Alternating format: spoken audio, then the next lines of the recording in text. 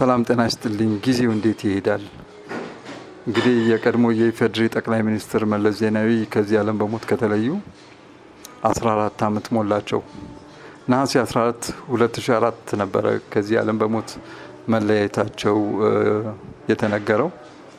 ተመስገን በየነ ነበር አይደለም ዜናውን ያነበበው እና በዛሬዋ ቀን ነበረ ቤልጅየም ሕክምና ላይ ያሉ ነው እንግዲህ የሞቱት ያረፉት።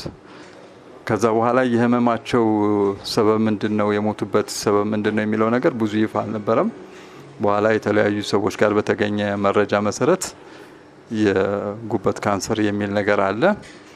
እሱ ኢንፌክሽን ፈጥሮ ነው እንግዲህ ትሪት እየተደረገ እያለና 14 ዓመት ሞላቸው እና የዛሬ 14 ዓመት የነበረውን ሁኔታ እናንተ እንዴት ታስታውሱታላችሁ?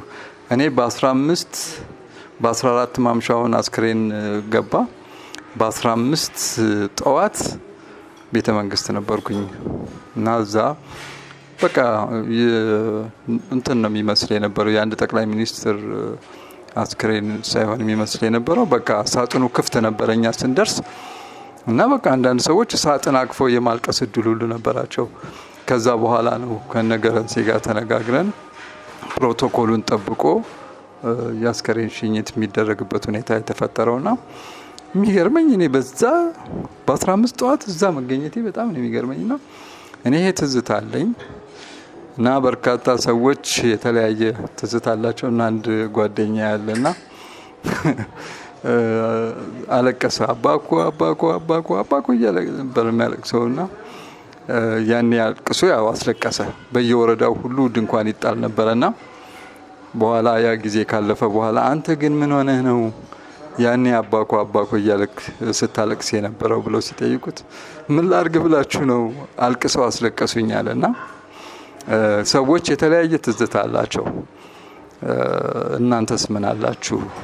እና በእኔ በኩል መለስ ፐርሰናሊቲው ምርጥ ነው የነበረው። የፖለቲካ ውሳኔዎቹ ሀገር የሚጠቅሙም የሚጎዱም ነበሩ።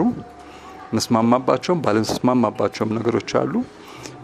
ለእኔ 45 ደቂቃ ኢንተርቪ እንዳደርገው እድል የሰጠኝ መሪ ነው የነበረው። ከዛ አንጻር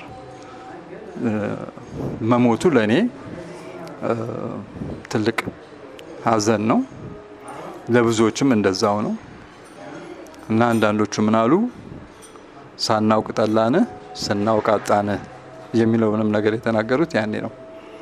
እስቲ እናንተስ ምን ትላላችሁ? ሀሳባችሁን ሼር አድርጉኝ። ቴንክ ዩ